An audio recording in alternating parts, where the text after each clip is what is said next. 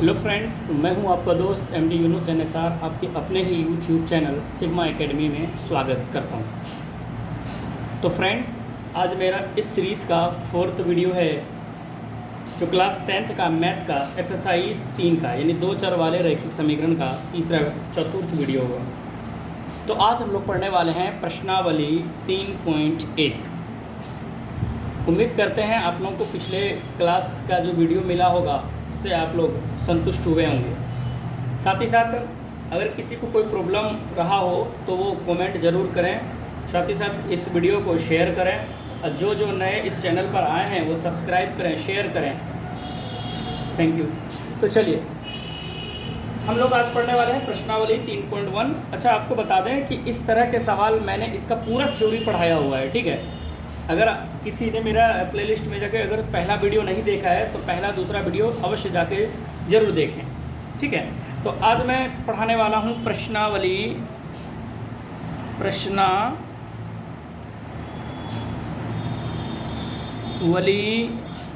3.1, ठीक है। यानी ये NCERT से चल रही है किताब सवाल, ठीक है। किससे चल रही है? NCERT से, वो भी किसका? क्लास 10th, ठीक है। वो भी किस में? मैथ में, चैप्टर नंबर 3, ठीक है। तो आज जो हम लोग का सवाल है, सवाल ये है कि आफ्ताब अपनी पुत्री से कहता है। सवाल को आप लोग को पता ही है कैसे बनाया जाता है, किस प्रकार का माना जाता है, क्या प्रक्रिया था इसका। आफ्ताब अपनी पुत्री से कहता है 7 वर्ष पूर्व मैं तुमसे 7 गुनी आयु का था। अब पहले इस चीज़ को समझिए। ये एक सवाल लिखा गया है इसमें, ठीक है। ये सवाल है आफ्ताब अपनी पुत्री वाला, ठीक है। आफ्ताब वाला ये पहला नंबर सवाल कहता है। आफ्ताब अपनी पुत्री से कहता है 7 वर्ष पूर्व, पूर्व का मतलब है पहले, ठीक है, मैं तुमसे 7 गुनी आयु का था। ये कौन कह रहा है? पिता कह रहा है। किससे? अपने पुत्र से। उसके बाद फिर जहाँ ख़त्म हो जाता है सेंटेंस, फिर दूसरा सेंटेंस होता है अब से, जो वर्तमान समय है उसका, अब से 3 वर्ष बाद तुमसे केवल 3 गुनी आयु का रह जाऊंगा। फिर पिता कहता अपने पुत्र से कि अब जो समय है यहाँ से 3 साल बाद मैं तुमसे केवल सिर्फ 3 गुनी रह जाऊंगा। कहता है आपको इस स्थिति में बीज गणितीय एवं ग्राफीय रूप में व्यक्त कीजिए, जैसा कि आपने example number 1, example number 2 and example number 3 पढ़ा, ठीक है। तो चलिए पहला नंबर एग्जाम्पल नंबर 1 ख़त्म हो जाने के बाद मेरा प्रश्नावली में 1 नंबर वो भी उसका लिख लेते मैं सॉल्यूशन, ठीक है, सॉल्यूशन। चलिए अब यहाँ पहले बात समझिए, कितने आदमी के बारे में जिक्र हुआ है? 2, एक आफ्ताब और एक उसकी पुत्री। तो यहाँ 2 आदमी है, यानी मैंने शुरू में ही बताया था बाप बेटी हो सकती है, बेटा बाप हो सकता है, माँ बेटी हो सकती है, माँ बेटा हो सकता है, भाई बहन हो सकता है, किसी का 2 कोण, किसी त्रिभुज का 2 कोण हो सकता है ना, या फिर किसी फल के 2 नाम हो सकते हैं वगैरह वगैरह। चलिए तो यहाँ मैं मानूंगा, क्या मानूंगा? माना आफ्ताब का उम्र कितने वर्ष? X वर्ष, ठीक है।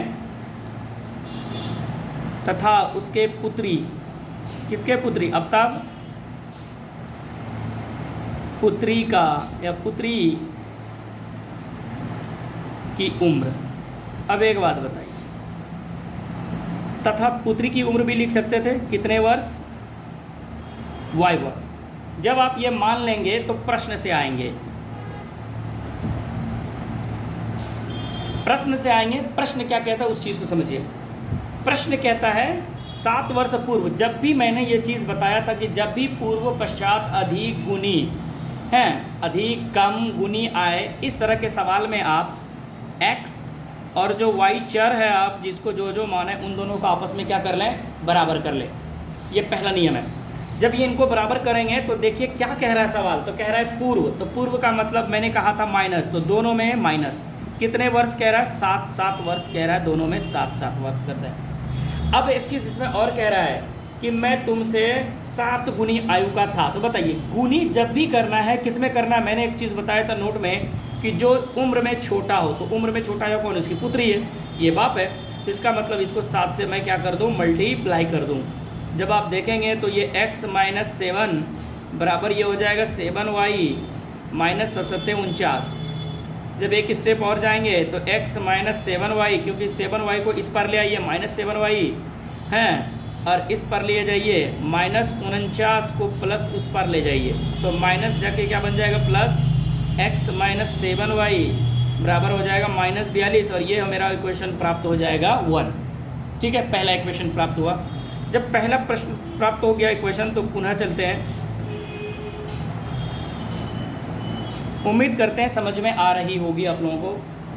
चलिए प्रश्न से फिर से देखते हैं। अब क्या कहता है कि जो वर्तमान उसका एज है अब से 3 वर्ष बाद, देखिए जब भी मैंने कहा था पूर्व पश्चात अधिक गुणी लिखे तो पहले दोनों को आपस में क्या करें, बराबर करें। तो कह रहा है 3 वर्ष बाद, तो दोनों में 3 साल क्या कर दें, ऐड। जब आप ऐड करेंगे, ठीक है, जब आप ऐड करेंगे तो ऐड करने के बाद फिर पूछ रहा गुनी, तो गुनी जब भी करेंगे आप याद रखिएगा किस में करना है, तो छोटे में। तो यहाँ 3 गुनी कह रहा है, कोई ज़रूरी नहीं कि यहाँ 7 वर्ष का आगे पीछे है तो 7 से गुना करेंगे, 3 का आगे पीछे है तो 3 का गुना करेंगे, ऐसा कुछ भी नहीं है। गुनी आपसे अलग अलग पूछा जाएगा, वो अलग अलग कहेगा। तो 3 गुनी का इसमें पूछ रहा है, ठीक है। तो 3 गुनी तो मतलब बेटी को गुना करना है, x + 3 बराबर 3 गुना y, 3y + 3 × 9।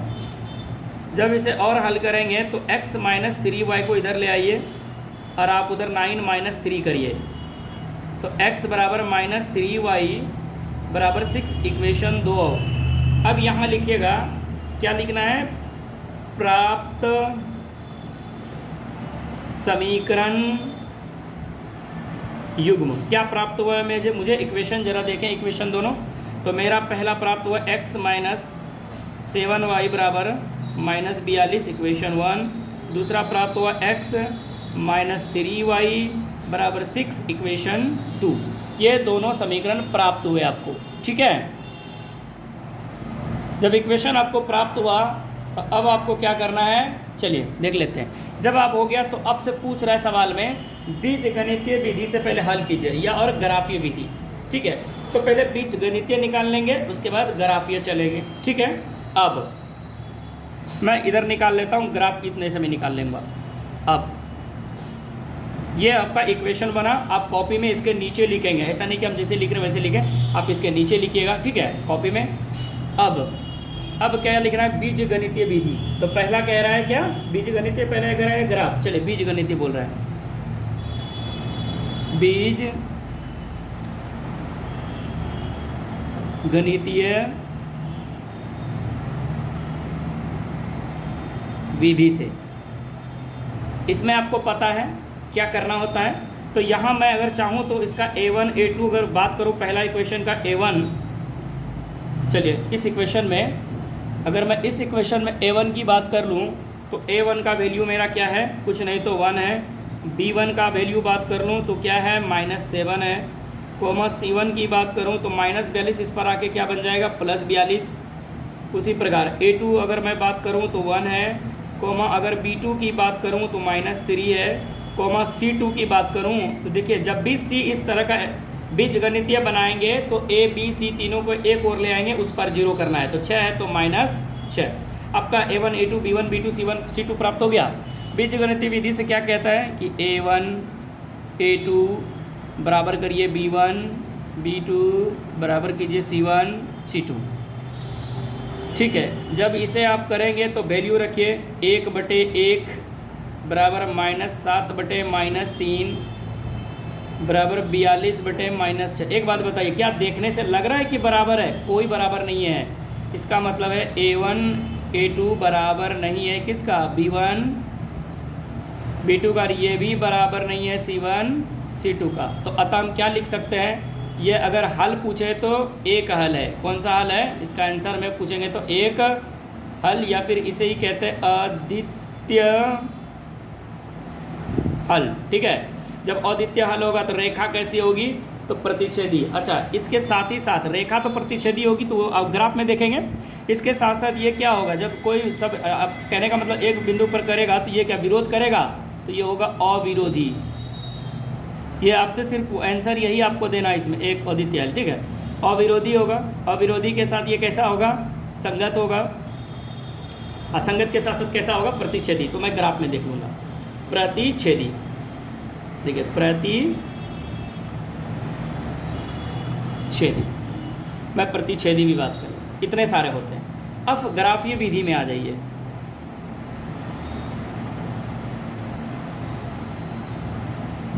जब आप ग्राफीय विधि में आएंगे, चलिए इधर थोड़ा कर लेता हूँ। ग्राफीय विधि में आएंगे तो क्या करेंगे, हम पहले समीकरण 1 से चलेंगे। आपको पता है समीकरण 1 से जैसा एग्जाम्पल पढ़ाया, इधर हम लिख लेते हैं समीकरण 2 से। तो मेरा समीकरण है x - 7y = 42। अच्छा, वो भी किस में, माइनस में। मैं क्या कर लेता हूँ, x को इधर रख लेता हूँ, बाकी माइनस जो 42 है उस पर -42, अब माइनस उस पर जाके +7y। ठीक है, अब यहाँ बनाइए आप मान सारणी। क्या बनाइए, मान सारणी बनाइए। ठीक है, इसका भी आप बनाइए। अब इसका अगर मान सारणी आप बनाएंगे, ग्राफ दूसरे पेज में बनाएंगे हम। ठीक है,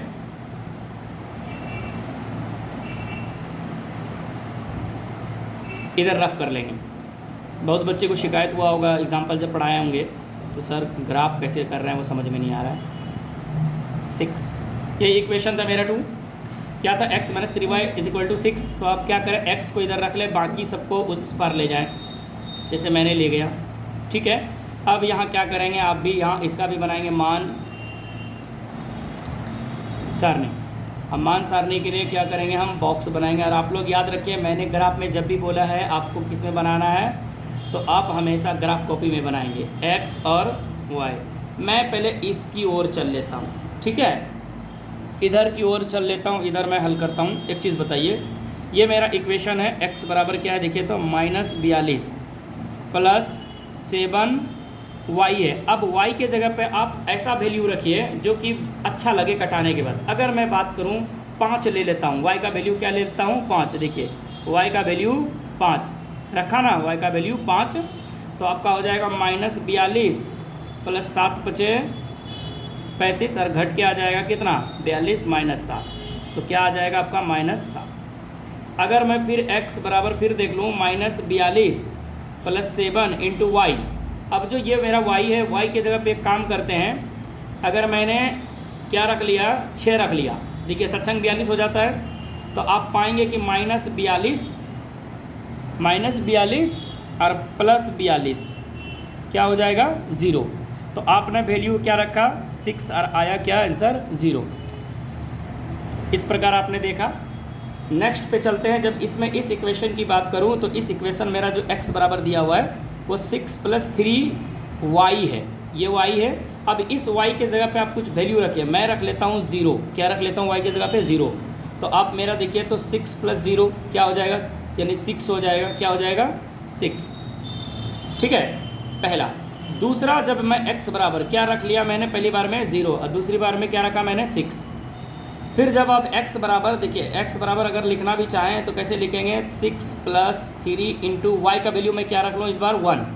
y की जगह पे क्या रख लूँ मैं, 1 रख लेता हूँ। जब आप 1 रखेंगे तो आप क्या पाएंगे, ज़रा देखिए तो 6 + 3 × 3 तो 6 × 3 = 9, तो आपका वैल्यू क्या आया, 9। अच्छा, कोई ज़रूरी नहीं, एक बात और ध्यान रखना है कि जब भी ये जो वैल्यू, एक इक्वेशन का जो वैल्यू होगा, एक मान रिपीट नहीं होगा। ठीक है, इस बात को ध्यान रखिएगा, एक मान रिपीट नहीं होना चाहिए। जैसे कि मैंने इसमें क्या रखा था, पहले 5, उसके बाद 0, तो इसका मतलब है कि 5 नहीं आना चाहिए, और इसमें 6 रखा था तो 6 भी नहीं आना चाहिए। अब फिर अलग अलग, जैसे कि मैंने इसमें 0 रखा, हाँ अगर इसमें आपने 5 रखा, इसमें 5 रखी, इसमें 0 रखा तो आपने इसमें भी 0 रखे, लेकिन एक इक्वेशन में कोई भी मान रिपीट नहीं होना चाहिए। ठीक है, हाँ आप प्लस में लीजिए, माइनस में लीजिए, उससे कोई दिक्कत नहीं है।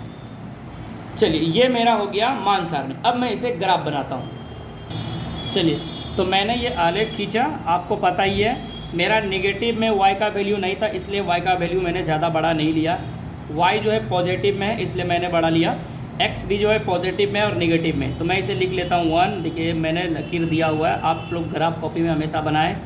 3 4 5 6 7 8 9 10 11, और भी ले सकते हैं, कोई दिक्कत नहीं है। 1 2 3 4 5 6 -1 -2, -3, -4, -5, -6, -7, -8। एक वैल्यू -1 का ले लेता हूँ y में। चलिए अब मैं वैल्यू रखता हूँ। जैसे कि आपको पता ही है कि वैल्यू क्या था आपका, तो आपका पहला वैल्यू है -7, 5 है, -7, ये -7 और इसके अलावा y में 5 है। जब इन दोनों को आप मिलाएंगे 7, 5 को, ज़रा देखिए तो आसपास कहाँ आने वाला है, 7, 5, ये ठीक है, ये यहाँ और ये 15 यानी 5 पे आएगा आसपास, ठीक है। तो ये मेरा एक बिंदु बनेगा और इस बिंदु का मैं नाम रखूँगा -7,5, ठीक है, -7,5। अगर किसी को ग्राफ नहीं आता तो मैं उसके लिए एक स्पेशल वीडियो बना के छोड़ दूँगा, ठीक है।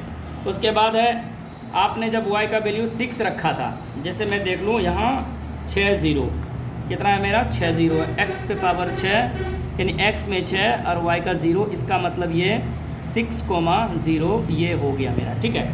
तो मेरा 2 बिंदु बन गया, क्योंकि 0 किसी का तो कोई फ़र्क पड़ने वाला है नहीं, तो वो वहीं रहेगा। तो क्या था मेरा 0, 6, ठीक है, 0 जो है x में 0 है, y में 6 है, y में 6 है ये, ठीक है। अब इस बिंदु को मैं अगर देखूं, ठीक है, तो ये मेरा नहीं है, ये नहीं था वैल्यू, यहाँ था x में 6 था, ठीक है। अब इन दोनों रेखा को आप क्या करें, मिला लें। देखिए जब आप इन दोनों रेखाओं को आप मिलाएंगे इस प्रकार से, तो ये इस प्रकार मिलेगा, ठीक है, इस प्रकार ये मेरा गुजर रहा है रेखा, ठीक है। चलिए इस इक्वेशन का मैं नाम रख देता हूँ। इस इक्वेशन का नाम क्या था, x माइनस क्या है 7y बराबर -42, इक्वेशन 1। फिर मैं दूसरा इक्वेशन पे चलता हूँ, जो मेरा दूसरा है, तो ये मेरा है 6 0, ठीक है, 6 0 है, तो x में 6 जाना है और y में 0 जाना है, ठीक है। तो ये मेरा ठीक ही था, पहली बार ये दूसरा इक्वेशन का दिखा गया था, 6 0, x में 6 y में 0, ये एक बिंदु ये बन गया। उसके बाद दूसरा जब देखेंगे तो x में 9 गया है और y में 1 गया है, ये देखिए। जब आप इन दोनों बिंदु को देखेंगे तो आप सीधी सी बात है, आप ऐसे एक यहाँ से खाली लंबवत खींच लेंगे, हो जाएगा ये बिंदु, ठीक है। ये जो बिंदु बना, इस बिंदु का नाम है मेरा 9,1, 9,1, ठीक है, इस प्रकार से।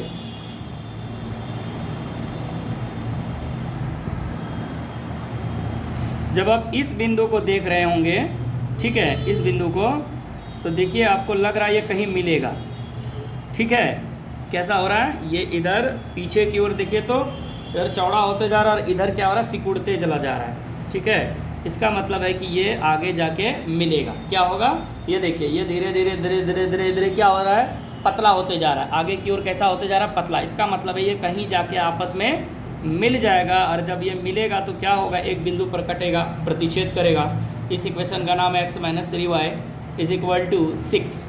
ये मेरा पहला नंबर का ग्राफ कंप्लीट हुआ, ठीक है। ये देखिए कैसा है, तो ये आलेख अगर देखें, आलेख कैसा है, तो ये मेरा प्रतिच्छेदी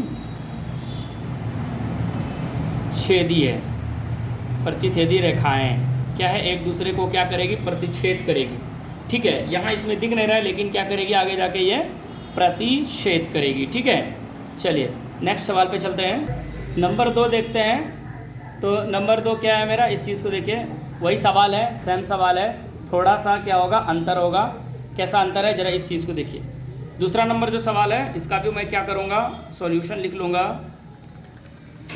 और जब आप सॉल्यूशन लिखेंगे तो आपको पता है क्या करना है हमें, तो हमें सवाल को देखना है। सवाल ये था कि क्रिकेट टीम के एक कोच ने, एक क्रिकेट टीम का कोच आपको पता ही है, एक क्रिकेट टीम के कोच ने 3900 रुपये में 3 बल्ले तथा 6 गेंदें खरीदी। 3 बल्ले तथा 6 गेंदें क्या हुआ, खरीदी। तो बताइए जब खरीदा तो क्या क्या खरीदा, एक गेंद और बल्ला। तो पहले कौन है भैया इसमें, तो पहला है बल्ला। चलिए, और अगर आगे भी पढ़ना चाहे तो पढ़िए। बाद में उसने एक और बल्ला और उसी प्रकार की 3 गेंदें 1300 रुपये में खरीदी। बात तो वही हो गया। इसको भी फिर कहता है बीज गणितीय विधि से साथ ही साथ ग्राफिक विधि हल करिए। चलिए मैं क्या कर लेता हूँ, मानता हूँ, माना पहले क्या है, बल्ला, माना बल्ले या फिर बल्ला का मूल्य, बल्ले का मूल्य क्या मान लेंगे, x रुपए तथा गेंद या फिर गेंदों का मूल्य, या गेंद या गेंदों का मूल्य जब मैं देखूं तो ये क्या हो जाएगा, y रुपया। अब प्रश्न से आ जाइए।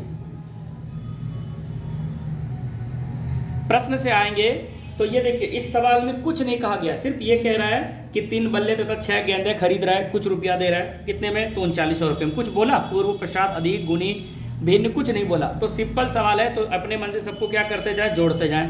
देखिए बल्ला के लिए 3 बल्ला बोला है तो 3x प्लस कर देंगे, 6 गेंदें तो 6y, कितने रुपया दे रहा है पैसा, तो 3900 रुपया। अब देखिए तो 3 कॉमन है इसमें, आप 3 दूनी 6y, जब आप 3 से कटाएंगे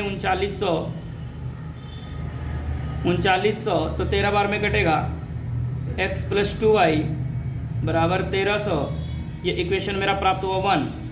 पुनः प्रश्न से आइए, पुनः प्रश्न से जब आएंगे तो आप पाएंगे कि इन्होंने कह रहा है कि उसी प्रकार के एक और बल्ला, तो कितना बल्ला, x, कितनी गेंदें, 3 गेंदी, कितनी गेंदें, 3 गेंदें, ठीक है, और 3 गेंदें इसी, और उसके बाद कहते 1300 रुपया में दिया।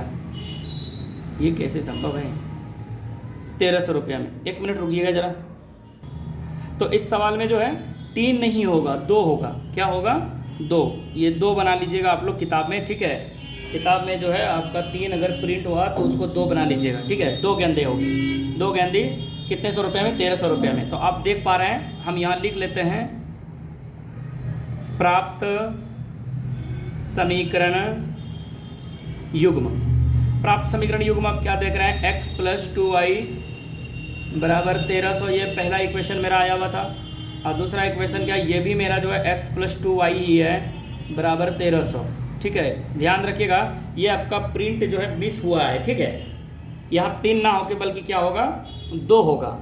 देखिए अब ये इसलिए होगा क्योंकि हम बीजगणितीय से जब देखते हैं, या फिर मैं अगर बीजगणित की मैं बात करूँ, चलिए a1 की मैं पहले बात कर लेता हूँ। a1 का वैल्यू 1, b1 की वैल्यू बात करूँ तो 2, c1 की बात करूँ तो 1300 को इस पर ले आइए -1300। वही बात a2 की बात करूँ तो 1, b2 की बात करूँ, ठीक है, तो 2, c2 की बात करूँ तो माइनस, ये भी इस पर आ जाएगा तो 1300। अब यहाँ क्या करेंगे, बीजगणितीय लिखिए, बीजगणितीय, ठीक है, विधि। अब क्या पाते हैं, a1 a2, ठीक है, a1 a2 बराबर b1 b2, ये भी बराबर पाते हैं c1 c2। चल, जब इससे चलेंगे a1 a2 का मतलब है 1/1, 2/2, -1300 बटे -1300, माइनस देखिए कट गया सब, तो आपके पास क्या बच रहा है, a1/1, 1/1, 1/1। अब देख रहे हैं सब बराबर हो रहा है, 1/1, 1/1। तो आप यहाँ कह सकते हैं कि a1, ठीक है, a1 a2 बराबर है किसका, b1 b2 का, ये भी बराबर है किसका, c1 c2 का। अब बताइए जब सब बराबर होता है तो कैसी होती है, तो अगर हल की बात पूछे तो अनगिनत हल होता है, अनगिनत हल, यहाँ यही पूछेगा, इसका आंसर अनगिनत हो गया। अच्छा एक बात बताइए, जब अनगिनत होगा, जब ये अनगिनत हल होगा तो क्या जब हल होगा तो ये संगत नहीं होगा, एकदम संगत होगा। और जब संगत होगा तो ये अविरोधी होगा, और ये संगत कैसा वाला, तो आश्रित वाला होता है, आश्रित, ठीक है। अविरोधी होगा तो ये कैसा होगा, तो रेखा की अगर मैं बात करूं तो संपाती रेखा होगा। अगर रेखा की बात कर लो इसका तो कैसा होगा, संपाती। रेखा भी कैसा होगा, संपाती होगा। संपाती क्यों होगा कि ये एक ही लाइन पे, क्योंकि दोनों इक्वेशन एक ही है, तो मैं सिर्फ एक का ही मान बना लूँगा, ठीक है, कोई ज़रूरत नहीं है। चलिए, अगर मैं चाहूँ तो इसका ग्राफ इसी पेपर में बना सकता हूँ, कोई दिक्कत नहीं है। चलिए अगर मैं चाहूँ तो बड़ा भी वैल्यू है, बड़ा भी ग्राफ बना सकते हैं। चलिए इसी में, या फिर चलिए यहाँ इसको कर लेते हैं इस पार में। तो अब ग्राफीय विधि से चलते हैं, ग्राफीय विधि से। तो ग्राफीय विधि से आप क्या चलेंगे, पहला चलेंगे समीकरण 1 से। समीकरण 1 क्या कह रहा है आपका, x + 2y बराबर 1300। इधर चले तो मैं लिख देता हूँ इधर समीकरण 2 से। ये भी क्या है, x + 2y बराबर 1300। बताइए दोनों सेम है कि नहीं। अगर मैं एक का ही वैल्यू निकाल लूँ तो क्या दिक्कत है, कोई दिक्कत नहीं है। तो अब यहाँ क्या करें, x बराबर 1300 माइनस 2y, उसमें भी वही होगा। अगर इसका भी मैं बात करूँ 1300 माइनस 2y, कोई दिक्कत है। ये x बराबर, अगर मैं यहाँ ये कर लिया तो अब मैं लिख लेता हूँ मान सारणी। इसका भी मैं क्या लिख लेता हूँ, मान सारणी। जब मान सारणी बनाएंगे तो क्या बनेगा आपका, बॉक्स। दोनों का क्या बनाएंगे, मैं बना लेता हूँ बॉक्स, ठीक है।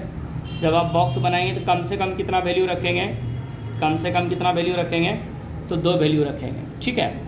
चलिए अब मैं क्या कर लेता हूँ, यहाँ वैल्यू रख लेता हूँ। x बराबर, अगर मैं इधर 1300 रख लूँ और ये कितना है, x बराबर 1300 माइनस 2 इंटू वाई की जगह पे रखना, ये पहला x दूसरा y।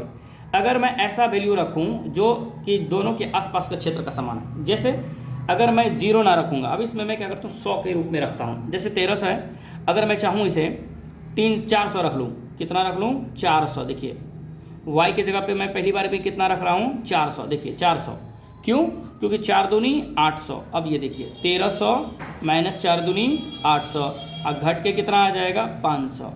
तो x का जो वैल्यू आया मेरा किस में आया, 500। तो ग्राफ भी किस में लेंगे, 100 में लेंगे। फिर जब आप x बराबर क्या रखेंगे, यही 1300 माइनस 2 इंटू वाई का वैल्यू, इस बार आप क्या रख लें, 500 रख लें। इस बार वैल्यू क्या रख लें आप, 500। पहली बार मैंने क्या रखा, 400, इस बार मैंने वैल्यू क्या रखा, 500। तो आप जब 500 रखेंगे, 1300 माइनस 5 दूनी 10, 1000 हो जाएगा आपके पास। तो माइनस करने के बाद ये कितना आएगा, 300। कितना आएगा आपका, ये 300 आएगा, ठीक है। ये आपका 2 वैल्यू प्राप्त हुआ, कितना आया, 300। अगर मैं इस तरह भी इस और भी बात कर लूँ, इधर भी x और y, तो मैं क्या यही सब वैल्यू नहीं रख सकता हूँ, क्यों नहीं रख सकते, क्योंकि एक ही इक्वेशन है। तो इसका भी मैं चाहूँ तो वही काम कर सकता हूँ। चलिए इसमें भी मैंने 400 रखा, तो ये कितना आएगा, वही काम। देखिए तो 1300 माइनस 2 इंटू 400 रख लूँ, तो वही तो हुआ ना फिर मेरा, 1300 माइनस 800 बराबर कितना, 100, 500। कोई दिक्कत है, कोई दिक्कत नहीं है। अगर मैं दूसरा फिर बात कर लूँ वही चीज़, मैं अगर 1300 है, मैंने 2 गुना कितना रखा, मैंने 500 रख लिया, तो क्या दिक्कत है, मेरा 500 अगर मैंने रख भी लिया तो, क्योंकि ये इक्वेशन अलग है, ये इक्वेशन अलग है, दूसरा अलग अलग इक्वेशन, लेकिन है तो यहाँ सेम है ना। तो इसीलिए तो मैंने एक ही चीज़ को रख दिया, क्या दिक्कत है, क्योंकि पता है जब इक्वेशन दोनों आ गया, यहाँ पहले ही कह रहा है क्या है, संपाती है। संपाती है मतलब एक रेखा दूसरे रेखा पे गुजरेगी, तो मतलब एक ही रेखा खिंचाएगा। इसका मतलब हो गया ये 1300, अब माइनस 1000, माइनस अब करेंगे तो 300 लिखेंगे, ठीक है। तो इस प्रकार मेरा वैल्यू कितना आ जा रहा है, 300। तो हम इसको और इसको क्या लिखेंगे, उसी इक्वेशन में हम दोनों का वैल्यू पुटअप कर देंगे। कोई दिक्कत है, चलिए तो चलिए आगे की ओर चलते हैं। देखिए तो मेरा ग्राफ में जो सबसे बड़ा वैल्यू था वो 500 था। क्या था, 500। अच्छा एक बात और ध्यान दीजिए, कोई भी माइनस में वैल्यू नहीं है, ना ही आपका x में वैल्यू माइनस में है, ना ही y वैल्यू माइनस में है। तो मैं क्या कर लेता हूँ, दोनों का पॉजिटिव मान ही सिर्फ ले लेता हूँ, ठीक है। यहाँ से मैं बनाना शुरू करता हूँ यहाँ तक, ठीक है। और मैं सिर्फ 100 के रूप में ले लूँगा, उससे क्या होगा कि आसान हो जाएगा। x अगर मैं इधर ऊपर की ओर चला जाऊँ, ऊपर की ओर इस प्रकार अगर मैं चला जाऊँ, तो ये y पॉजिटिव है, तो ये नीचे तो y नेगेटिव होगा ना, एकदम होगा। और ये जो मेरा है x, ये x भी नेगेटिव होगा। तो हम सिर्फ यहाँ 0 0 लिख देते हैं, कोई दिक्कत नहीं है। 0 0 क्या होता है कि x y का जो मूल बिंदु है वो 0 0 होगा, एक x का और एक y का। अब यहाँ क्या करें, एक समान इंची से या फिर समान मात्रा में, या फिर ग्राफ कॉपी पे आप हमेशा बनाएंगे, तो ग्राफ कॉपी में क्या होगा, आपका कभी गलत नहीं होगा, ठीक है। गलत कॉपी में सब, ग्राफ कॉपी में सब कुछ दिया हुआ रहता है, 1 2 3 4 5 6 7 8 तक ले लेते हैं। चलिए इधर मैं बात कर लूँ 1 2 3 4 5 6 7। चलिए मैं इसका वैल्यू रख लेता हूँ। पहले वाले का 100, इसका क्या है 100, इसका 200, 200, इसका 300, इसका 400, इसका 500, इसका 600, इसका 700 और इसका 800। मैंने क्या करा, मैंने जो सारा वैल्यू लिया है वो 100 के रूप में है, तो मैं इस ग्राफ में भी क्या कर लेता हूँ 100 के रूप में सबको ले लेता हूँ। इसका इसका जैसे लिखूँगा तो मैं 100, इसे भी 200, इसे 300, इसे 400, इसे 500, इसे 600, इसे 700 और भी जगह था आप लिख सकते हैं, कोई दिक्कत नहीं है। लेकिन मेरा जो वैल्यू है वो सिर्फ 4-5 तक में ही लिमिट है, ठीक है। तो चलिए, तो जो मेरा पहला वैल्यू था तो वो आया था मेरा कितना, x में से आया था 500 और y में आया था 400, ठीक है। x में से 500 और y में से आपका आया था 400 कि y में रखे थे, तो आपने y में रखा होगा वैल्यू, ठीक है। जब आप देखेंगे तो y में 400 रखा था, तो y में 400, तो x का वैल्यू आया था 500, ठीक है। जब आप इन दोनों को मिलाएंगे, अब जैसे मैं इन दोनों को मिला लेता हूँ 10 से, और कितने की ओर जाना है हमको, 5 की ओर जाना है, ठीक है। x में से आपने y का वैल्यू कितना रखा था भैया, 400, 4 दूनी 8, 500, ठीक है। तो ये आपका आया था 4, ये इस जगह आया था वैल्यू, यानी ये मेरा एक बिंदु ये बना रहा है। इस बिंदु का मैं नाम रखूँगा 500, 400, 500, 400, ठीक है, 500, 400। दूसरा जो बिंदु बनेगा, x में से आपने रखा था 300 और y में से वैल्यू आया था आपका 500। ये देखिए, ये आपका 300 और आपने रखा था आया वैल्यू कितना, 500। जब आप 500 की ओर जाएंगे तो इसका मतलब यहाँ है, और इस 500 को ट्रिक कीजिए कितना, 300, 500। अब देखिए दोनों का एक ही चीज़ था, मैं अब क्या कर लेता हूँ, इसे मिला लेता हूँ, सिर्फ हो गया मेरा ग्राफ कंप्लीट। जब मैं इसे मिला लूँगा तो एक तीर दे देता हूँ और इस इक्वेशन को नाम लिख देता हूँ। एक तरफ एक इक्वेशन लिखता हूँ जो x + 2y बराबर 1300, मेरा जो इक्वेशन आया वो प्रथम आया, और इधर भी अगर मैं दे दूँ तो इधर भी यही क्या है, x + 2y बराबर 1300। क्यों है, क्योंकि दोनों इक्वेशन सेम है, ठीक है। तो मेरा इक्वेशन 1 और इक्वेशन 2 सेम है, तो मेरा ये हो गया संपाती। दूसरा नंबर सवाल हो गया कंप्लीट। चलते हैं अगले सवाल पे। तो तीसरा नंबर सवाल क्या कहता है उस चीज़ को देखिए। तीसरा नंबर सवाल में कहता है अंगूर वाला है और सेब वाला है, ठीक है। ज़रा इस चीज़ को देखिए, ये देखिए 3 नंबर कहता है, ये देखिए मैंने यहाँ क्या बनाया है, इसे 2 बनाया है, ठीक है। ये 2 बना लीजिएगा आप लोग सारे। तो 2 केजी सेब और 1 केजी अंगूर। देखिए किसके किसके बारे में जिक्र हुआ, एक सेब, दूसरा अंगूर। किसी दिन कहता है मूल्य जो है 160 रुपया पड़ जाता है। 2 केजी सेब लेता है, 1 केजी अंगूर। तो क्या क्या खरीद रहा है वो, सेब और अंगूर खरीद रहा है। फिर जब वो 1 महीने बाद आता है तो 4 केजी सेब लेता है और 2 केजी अंगूर, तो 300 रुपया अदा करता है, ठीक है। तो खरीद क्या क्या रहा है, सेब और अंगूर। तो इसे मानने में भी आसानी हो गया। चलिए क्या लिखेंगे, माना सेब का मूल्य बराबर कितने रुपया, x, तथा क्या है अंगूर का मूल्य कितने रुपया, y रुपया। ये हो गया। अब प्रश्न से आ जाएंगे तुरंत। सवाल में क्या कह रहा था, सवाल में कह रहा था 2 केजी सेब, 1 केजी अंगूर और 160 रुपया दे रहा है। क्या इसमें पूर्व, पश्चात, अधिक, गुणी कुछ आया, नहीं आया। तो जब कुछ नहीं आया तो 2 केजी सेब, 1 केजी अंगूर, और पैसा ये कितना पे कर रहा है पहली बार, तो जब पहली बार खरीद रहा है तो 160 रुपया। समीकरण 1 पुनः प्राप्त, पुनः प्रश्न से, इसको पुनः प्रश्न से बनाइएगा। इन्होंने कितना, 4x प्लस कितने केजी अंगूर, 2 केजी।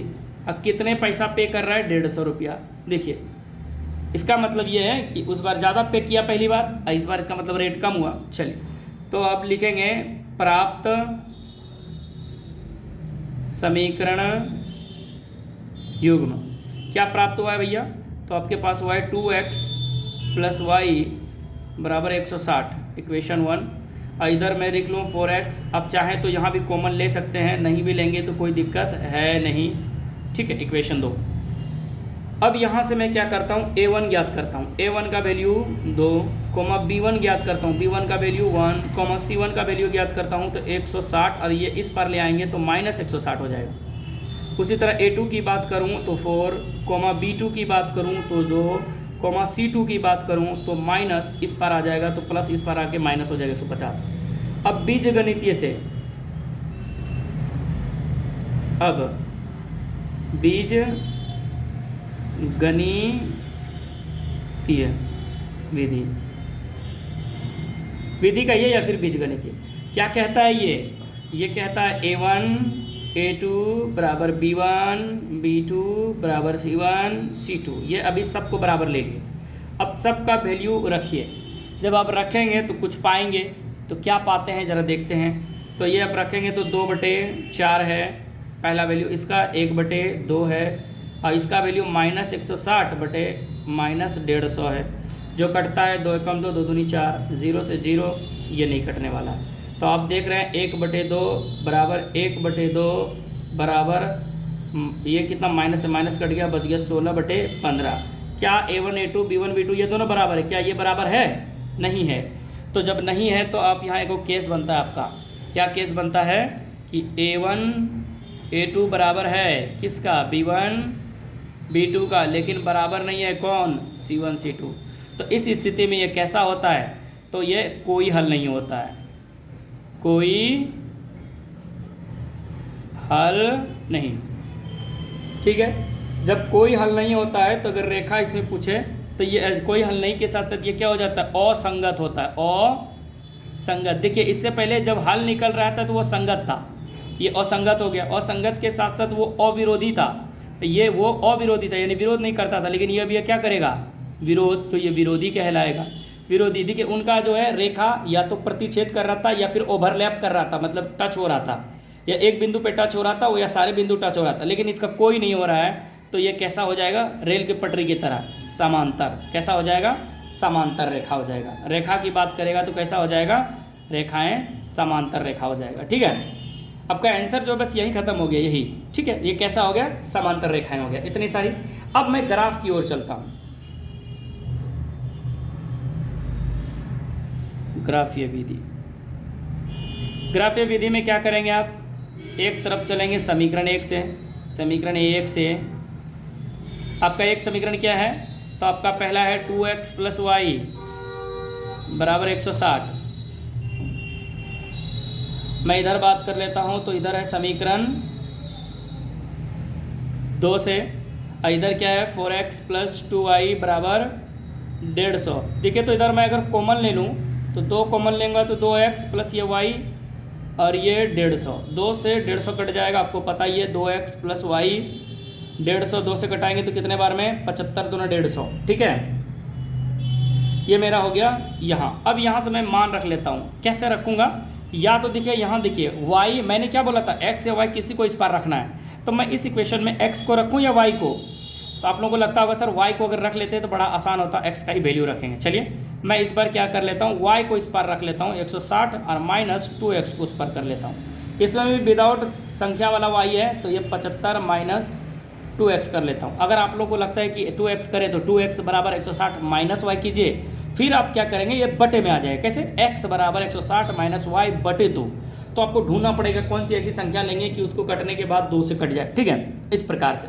अब यहाँ क्या है, आप इसके आसपास का संख्या रखिए। क्या बनाएंगे, मान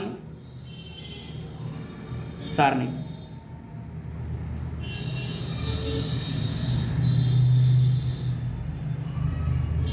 एक्स वाई हमेशा आप लोग को रेकमेंड करेंगे कि आप लोग हमेशा ग्राफ कॉपी में ही बनाएं ग्राफ, ठीक है। खाली ये सीखें इससे, एक्स वाई। अब देखिए जहाँ मैं x यहाँ लिख रहा था और यहाँ 2 के साथ यहाँ जो अब मैं y का वैल्यू रख रहा था, अब मैं किसका वैल्यू रखूँगा, x का। अब x का जो वैल्यू रखूँगा तो इस x के जगह पे कुछ मान होगा। अब ऐसा मान रखिए, अगर मैं इसे 50 रख लूँ, x का मान कितना रख लूँ, देखिए 50 रख लूँ x का मान, तो अब जिसको हल करेंगे तो 160 माइनस 50 दूना 100, तो माइनस कितना आ जाएगा, घट के बराबर में 60 आएगा, माइनस नहीं बल्कि घट के कितना आ जाएगा 60, तो ये 60 हो गया। ठीक है, चलिए जब इधर की ओर चलते हैं इस पे इक्वेशन, या फिर एक और रख लेते हैं, y बराबर 160 माइनस 2 इंटू एक्स। देखिए ये x ऑटोमेटिक, जब y है तो यहाँ मतलब x का वैल्यू रखना है, यहाँ y है तो किधर का वैल्यू रखना है, x का। जब यहाँ x रहेगा तो इधर किसका वैल्यू रखना है, y का। यहाँ मेरा y है तो यहाँ किसका वैल्यू रखना है, x का। अब मैं क्या करता हूँ, मैं इधर अब 40 रख लेता हूँ, x का वैल्यू इस बार मैंने क्या रखा, 40। तो जब मैं 40 रखूँगा तो 160 माइनस 40 दूना 80, तो आपके पास कितना आ जाएगा, बताइए कितना आ जाएगा, तो 80 गया 16, तो 80 बच जाएगा, कितना बचेगा 80। ठीक है,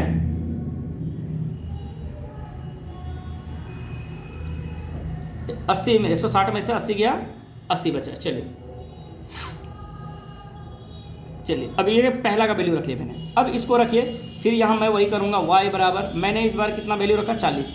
जब आप 75 माइनस 2 इंटू इस x के जगह पे ऐसा वैल्यू रखिए, अगर मैं कहता हूँ 25 रखिए, इस x के जगह पे कितना रखिए 25, आप अपने मन से कुछ भी रखिए, लेकिन ऐसा वैल्यू रखिए जो कि आसपास में आपका अच्छा लगे ग्राफ खींचने में। ऐसा नहीं कि एक कोई 5 ले लीजिए और एक जो है 80 हो जाए, बहुत दिक्कत फिर हो जाएगा ग्राफ खींचने में, ग्राफ ही नहीं बनेगा। तो आप ऐसा जो संख्या लीजिए कि वो ऐसा वैल्यू रखिए कि घटाने के बाद, यानी इसको प्लस माइनस करने के बाद आसपास के संख्या आए। ठीक है, जैसे कि मेरा आ रहा है, जैसे ये देखिएगा ये 75 है मेरा, तो ये 25 दूना 50, तो ये भी कितना आ रहा है मेरा 25। 75 में से 50 चला जाएगा, कितना आएगा, y का वैल्यू 25। फिर अब मैं y बराबर कितना लिख लेता हूँ, इस चीज़ को देखिए फिर से, इस बार मैं y का वैल्यू फिर रख लेता हूँ, ये 75 माइनस 2 गुना मैं 20 रख लेता हूँ, इस बार x का वैल्यू कितना रख लेता हूँ 20, तो ये 75 माइनस 20 दूना 40, और ये कितना आ जा रहा है आपका, तो ये 35 आ जा रहा है, कितना आ जा रहा है आपका, तो 35। तो अब हम यहाँ एक काम करेंगे, अब 10 का करके रख लेंगे, किसका करके रखेंगे, 10 का करके। 5 करके रखेंगे तो 50 को 10 बार लिखना पड़ेगा, 10 × 5 = 50। अगर मैं 10 करके लूँगा तो 5 बार करके लिखना, तो या 5 से लीजिए या फिर 10 से, तो अच्छा लगता है। चलिए 5 से हम ले लेते हैं। तो पहली बात की सबसे बड़ा वैल्यू देखिए, ये 80 तक लिखते लिखते जो है ना कॉपी इधर से उधर हो जाएगा। ठीक है, तो इसलिए मैं क्या करूँगा, 80 जो है 10 तक लूँगा, क्योंकि सबसे बड़ा जो मेरा वैल्यू है वो क्या है। अगर मैं इसे 60 ले लेता, सपोज कीजिए 60 ले लेता, तो 60 दूना 120, 40 आ जाता। ठीक है, लेकिन 40 ले 40 दूना 80 और 180। ठीक है, ये आपका समझ में आ रहा है। तो मैं यहाँ जो ग्राफ खींचूंगा वो 10 के रेंज में खींचूंगा। ठीक है, चलिए सबको मैं क्या करूँ, 10-10 का ले लेता हूँ। ठीक है, 10, 20, 30, 40, 50, 60, 70, 80, 90। आप इधर और चाहें तो मैं और ले सकता हूँ 10, 100 तक। इधर भी आप लोग भी ऐसे खींचेंगे, ग्राफ कॉपी में खींचेंगे, तो जब ग्राफ कॉपी आप देखेंगे तो बड़ा ही आसान होगा। फिर 10, 20, 30, 40, 50, 60, 70, 80, 90, 100। और पेन से नहीं खींचे आप लोग, हमेशा पेंसिल से खींचेंगे ग्राफ कॉपी में पेंसिल से। ठीक है, तो एग्ज़ाम हॉल में भी आप लोग हमेशा याद रखिएगा, पेंसिल से ही ग्राफ बनाना है आप लोगों को। ठीक है, चलिए अब मैं इसे क्या कर लेता हूँ, वैल्यू पुटअप करता हूँ। तो अब मैं क्या कर लेता हूँ, खींच लेता हूँ। तो आपका जो वैल्यू पुटअप आया था ज़रा वो देखिए आप लोग आराम से। तो पहला आपका आया होगा x में से 50, x में 50 और y में 60। अब क्या करें, इस 50-60 को आप लोग मिलाएं। ठीक है,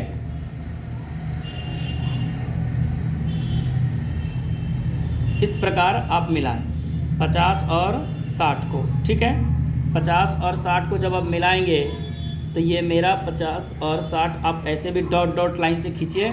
ठीक है, या फिर ऐसे भी आप खींच सकते हैं डॉट डॉट लाइन से। ठीक है, आपको पता है इस तरह भी खींचा जा सकता है डॉट डॉट, लेकिन आप लोग ऐसे नहीं खींचिएगा। ठीक है, इस लाइन को आप डॉट डॉट बना दीजिए। ठीक है, इसको हमेशा डॉट लाइन में खींचना है, मेरा वो खींचा गया वो अलग बात। ठीक है, कैसे खींचेंगे तो डॉट डॉट लाइन में खींचिए, और नहीं तो फिर इस बिंदु पर अंकित कर दीजिए। कितना कितना था आपका 50,60, ठीक है, इस प्रकार। अगला जब मैं देखूंगा तो इस ग्राफ को मैं बिंदु करके खींच देता हूँ। दूसरा मैं जो मेरा वैल्यू पुट अप करने लिए था तो वो था 40, 80, एक्स में से 40 और वाई में से 80। देखिए 40, 80 मैं अगर इधर की ओर चलूँ तो मेरा 40, 80, ये देखिए 40, 80, 80 का मतलब हो गया 2 मेरा जाएगा यहाँ। आप ऐसे भी खींच सकते हैं, कोई दिक्कत नहीं है, ऐसे डॉट डॉट लाइन से, ठीक है। और नहीं तो सिंबॉलिक नाम दीजिए यहाँ ऐसे, ठीक है, दोनों तरफ से जहाँ मिल रहा है उसको दे दीजिए, या फिर आप ऐसे मिलाइए, ठीक है।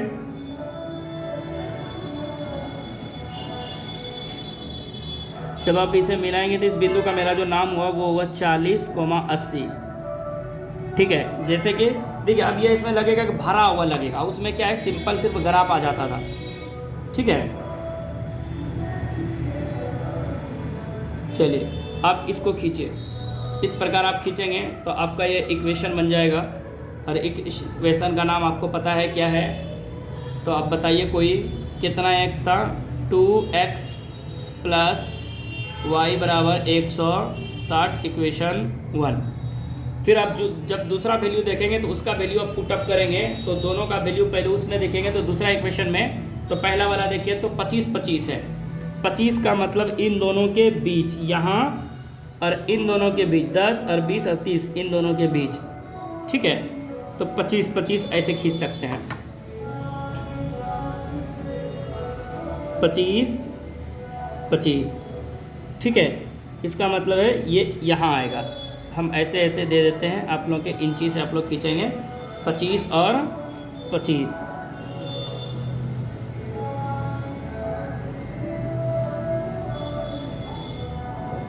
इस बिंदु का नाम रख लेता हूँ मैं 25,25 है ही, ठीक है, एक हो गया। दूसरा बिंदु इसमें जो था आपका x में 20 था, तो x में 20 ये है मेरा, ठीक है। इसके अलावा x में 20 ये हो गया, y में 35 है। जब y में आप 35 जाएंगे तो ऊपर जाएंगे, सीधी सी बात है। जब y में आप जाएंगे तो 35 जाएंगे ऊपर, तो ये 20 हो गया मेरा और ये 35 जाना है। तो जब आप 35 जाएंगे तो 30 और 40 के बीच में, 30 और 40 के बीच में ये आएंगे आप लगभग, ठीक है। आप इसको या तो मिला लीजिए डॉट डॉट लाइन से, ठीक है, इस प्रकार, या फिर आप इसको ऐसे मिला लीजिए। तो इसका जो आपका वैल्यू था वो 20,35। अब देखिए अब ये वाला ग्राफ और इससे पहले जो मैंने 2 ग्राफ बनाई उनमें कुछ अंतर आ रहा होगा, अंतर ये आ रहा होगा, देखिए मेरा ये थोड़ा सा इधर उधर हो रहा है। जब आप लोग ग्राफ बनाएंगे ग्राफ कॉपी में तो आप लोगों का भागेगा नहीं इधर उधर, ठीक है, ये समांतर चलते जाएगा, ठीक है। ये देखिए मेरा कोण इधर भाग गया, ये इधर, इसलिए ये आपका समांतर जाएगा, ठीक है, ध्यान रखिएगा इस चीज़ का। तो ये मेरा था 4x + 2y बराबर 150, ये इक्वेशन, ये था मेरा 2 इक्वेशन, ठीक है। तो यहाँ तक मेरा जो है कंप्लीट हो जाता है भाग, ठीक है। आपने देखा,